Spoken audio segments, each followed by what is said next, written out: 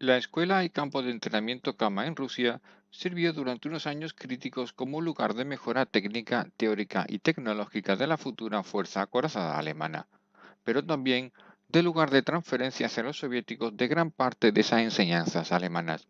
Esta es su historia. Como es bien sabido, el Tratado de Versalles de 1919 prohibió a Alemania poseer tanques. Para eludir esta prohibición, el gobierno alemán concluyó el Tratado de Rapallo con la Unión Soviética en 1922, siendo el primer Estado, además, en reconocer oficialmente a la Unión Soviética.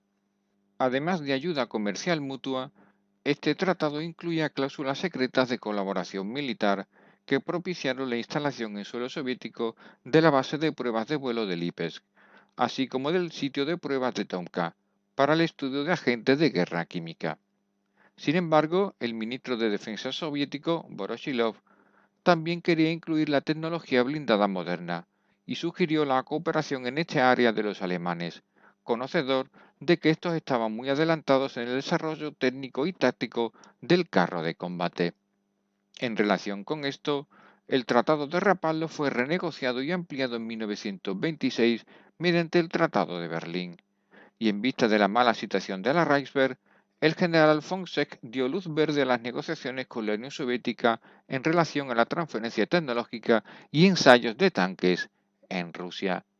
A tal efecto, las primeras negociaciones tuvieron lugar en octubre de 1926 entre el coronel Hermann Thomsen, jefe de la sucursal de la oficina del ejército alemán en Moscú, y el jefe del Servicio de Reconocimiento Militar del Ejército Rojo, el comandante Jan Karlovich Wirsing. Seguidamente, el teniente coronel Wilhelm Malbrandt fue designado para buscar un lugar adecuado. Un antiguo cuartel cerca de Kazán fue considerado perfecto, al encontrarse muy alejado y en una zona plana y con pequeñas mesetas cerca. El nombre en clave Kama para el centro de adiestramiento era en realidad la composición de las dos primeras letras de Kazán y Malbrand, el militar alemán que encontró la ubicación. Además, Alemania se hizo cargo de los costos de construcción del complejo y permitió que los oficiales soviéticos participaran en el entrenamiento, incluyendo transferencia técnica y asesoramiento táctico. La responsabilidad de desarrollar la instalación recayó en Oswald Lutz, inspector de las tropas motorizadas de transporte desde 1931, y quien había designado a Heinz Guderian como jefe de Estado Mayor. Del lado soviético, Joseph Unglitsch, comisario del pueblo adjunto para la defensa, fue el encargado de los primeros planes reales de colaboración. Dramáticamente, tanto él como Wirsing fueron ejecutados en la purga stalinista de 1938. Sin embargo, menos de un año después, se había filtrado a nivel internacional esa colaboración, por lo que el programa tuvo que ser parcialmente cancelado a la espera de mejores tiempos. Estos llegaron en 1928, cuando el ministro de Defensa Gessler y el canciller Stresemann reactivaron la cooperación militar en secreto, y desde entonces se comenzó la construcción de nuevas instalaciones y la ampliación del campo de tiro. En 1930 fue enviado como instructor Ludwig von Rhein-Mayer, quien ya había estado en la escuela de guerra en Estados Unidos, y al año siguiente fue reemplazado por Joseph Harpe, uno de los generales más famosos de la Segunda Guerra Mundial, que se mantuvo al frente hasta el cierre de Kama. Después de que el Reich alemán se le asegurara los mismos derechos militares en la Conferencia de Desarme de Ginebra en diciembre de 1932, la cooperación secreta con la Unión Soviética ya no fue necesaria y Kama fue cerrada en septiembre de 1933. El primer curso de entrenamiento comenzó en marzo de 1929 y siguieron otros entre 1930 y 1933. La capacitación se dividió en una parte teórica realizada en aulas y una parte práctica, que era el objeto real de la instalación, y siempre con traductores presentes.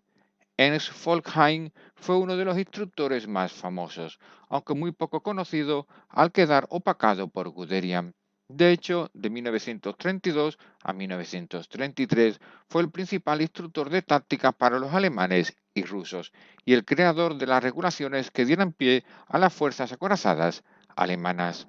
En cualquier caso, muchos de los principales generales Panzer pasaron por Kama y alcanzaron notoriedad durante la guerra, como Joseph Harpe, Wilhelm von Thoma o Wolfgang Tomale. Y por supuesto, otros como Guderian, que fue por cierto introducido en las tácticas blindadas por Volkheim, visitaron las instalaciones varias veces y se convirtieron en leyendas del arma acorazada alemana durante la Segunda Guerra Mundial. Del lado soviético, sabemos que Tukhachevsky fue el principal asesor ruso y con buenas relaciones con los alemanes. Considerado el principal teórico del arma blindada soviética, sin embargo, tanto él como el 70% de los que le colaboraron en Kama fueron víctimas de las purgas de Stalin de 1937 y 1938. Por otra parte, más allá de la enseñanza teórica, en Kama se probaron muchos tipos de blindados que tendrían decisiva importancia durante la guerra. Las empresas Rheinmetall Borsig, MAN, Krupp y Daimler-Benz probaron allá prototipos de carros ligeros, 8 de los cuales fueron llevados al conflicto más tarde. La compañía de tractores Hanomag probó en 1929 un cañón autopropulsado de 37 y 77 milímetros, que acabarían siendo la base para los futuros Sturmgeschütz durante la guerra.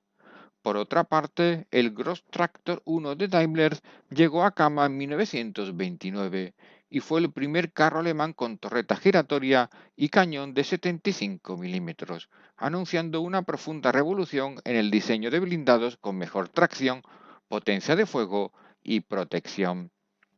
Por su parte, el Gross Tractor 2 de Rheinmetall era ligeramente más grande y pesado que el anterior, con 21 toneladas y disponía de 3 ametralladoras en lugar de una. Aunque sirvió a los alemanes para su desarrollo, la ubicación delantera de la torreta anunciaba un sorprendente parecido con el que sería el famoso T-34 ruso. Por otra parte, el Kampfwagen M28, construido por el consorcio germano-sueco Merker, fue probado en Kama en 1930 y terminó siendo la base sobre la que posteriormente se desarrollaron unidades mecanizadas tan famosas como el SDKFZ 250 y 251.